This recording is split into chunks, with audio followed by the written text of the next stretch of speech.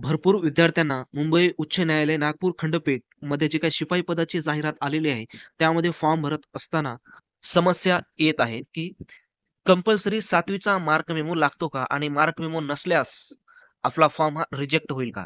तर त्या संदर्भामध्ये माहिती आपण पाहणार आहोत, की कोणती पात्रता ही कंपल्सरी आहे किंवा आता जरी तुम्ही फॉर्म भरला आणि शॉर्ट लिस्टमध्ये जरी तुमचं नाव आलं, तर जेव्हा डॉक्युमेंट्स पाठवल्याच्या नंतर कुठं तुमचं नाव हा कमी होतो, कमी होण्याची शक्यता असते, त्या संदर्भामध्ये माहिती आपण पाहणार आहोत.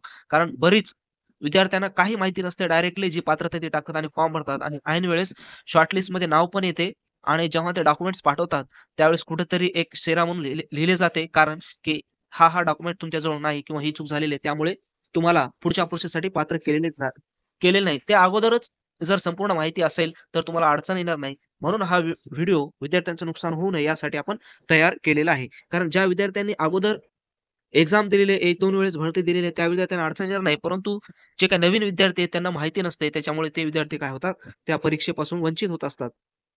त्यांच्यासाठी हा खास व्हिडिओ असणार आहे.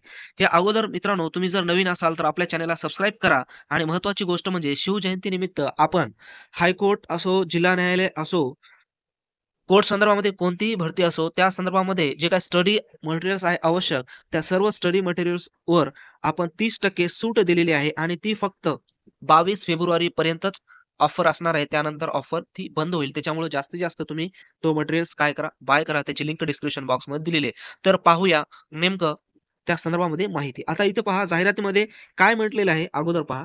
ज्या उमेदवारांना मुलाखती करिता बोलवण्यात येईल त्यांनी खालील कागदपत्रांच्या स्वप्रमाणे छायांकित प्रती त्यांच्या मूळ प्रमाणपत्रासह पडताळणीसाठी मुलाखतीच्या वेळी सोबत आणाव्यात. आता ही जी लाईन आहे, जेव्हा मित्रांनो शॉर्टलिस्ट लागते आणि शॉर्टलिस्ट लागल्याच्या नंतर डॉक्युमेंट्स मागवले जाते आपल्याकडून, त्यावेळेस मूळ प्रमाणपत्र तर लागत नाही, परंतु त्यांच्या कागदपत्राच्या स्वप्रमाणे छायांकित प्रती लागतात. म्हणजेच झेरॉक्स कॉपी आणि त्याच्यावर स्वतःचं नाव आणि सेल्फ अटेस्टेड बाय मी म्हणून स्वतःचं नाव लिहून पाठवायचं असते. अशा वेळेस आपल्याला डॉक्युमेंट्स लागतात आणि इथंच बऱ्याच विद्यार्थ्यांना रिजेक्ट केले जाते. तिथं रिजेक्ट होऊ नये यासाठी कोणकोणते डॉक्युमेंट्स आपल्याजवळ असणे अत्यंत आवश्यक आहे.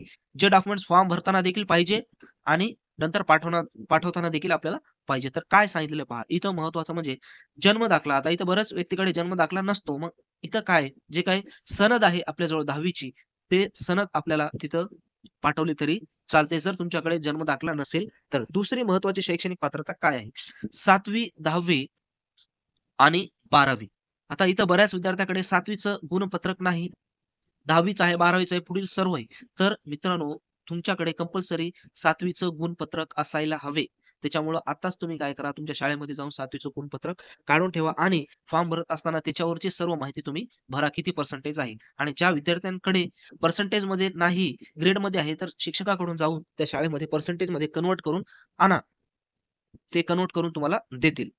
तर 7वी कंपल्सरी आहे, 10वी कंपल्सरी आहे, 12वी कंपल्सरी आहे. फॉर्म भरत असताना 8वी, 9वी असं पण दिलेलं आहे. तर असले तर ठीक आहे, नसेल तर काही हरकत नाही. परंतु 7वी, 10वी आणि समोरचे सर्व गुणपत्रक कंपल्सरी तुमच्याजवळ असायला हवे. तसेच शैक्षणिक पात्रतेच्या परीक्षेचे प्रमाणपत्र, गुणपत्रक आणि सनद हे कंपल्सरी आहे. 7वीला वगैरे नसते, परंतु 10वी आणि 12वीला असते. ते कंपल्सरी आहे. त्याच्यानंतर काय म्हटलेलं आहे पुढे पहा. जाहिरात प्रसिद्ध नंतरची जी जाहिरात प्रसिद्ध झालेली आहे, त्याच्यानंतर कोणतीही तुम्ही काय करू शकता, तारखेला त्या 2 व्यक्तींचे चारित्र्य प्रमाणपत्र तुम्हाला सोबत ठेवायचे आहे. काय म्हटलेलं आहे? प्रमाणपत्र प्रतिष्ठित व्यक्तींचा हुद्दा, पत्ता, फोन नंबर असावा.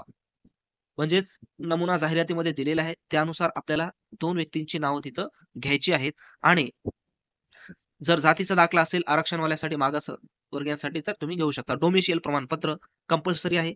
त्याच्यानंतर इथं काय सेवा योजन कार्यालय नोंदणी केली असल्यास नोंदणी प्रमाणपत्र, लहान कुटुंबाबाबत सोय घोषणा पत्र ते जाहिरातीमध्ये दिलेलं आहे.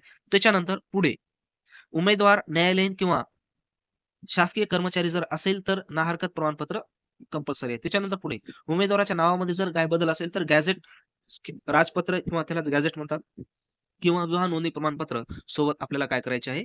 ठेवायचं आहे. त्याच्यानंतर पुढे संबंधित इतर कागदपत्र ऑनलाईन अर्जामध्ये दिलेल्या माहितीसह जेवढे काही अर्जामध्ये माहिती दिलेली आहे, ते संपूर्ण डॉक्युमेंट्स तुमच्याजवळ असायला पाहिजे. जे आहे तेवढीच माहिती द्या. नसेल तर तुम्ही अर्जामध्ये काहीही इतर बिनकामाची माहिती भरू नका. तुमच्याकडे जर असेल तर भरा, नाहीतर भरू नका. न्यायालय प्रशासनाने मागणी केलेले इतर कोणते दस्तऐवज असेल तर आपल्याला सोबत पाठवायचे आहेत. तर अशा प्रकारचे सर्व डॉक्युमेंट्स तुमच्याजवळ असले तर तुम्हाला कुठेही निवड होईपर्यंत अडचण येणार नाही. परंतु जर यातलं एक पण डॉक्युमेंट नसेल, तर तुम्हाला अडचण येऊ शकते. त्याच्यामुळे सर्व डॉक्युमेंट्स तुम्ही काय करायचे व्यवस्थित काढून ठेवायचे आहे.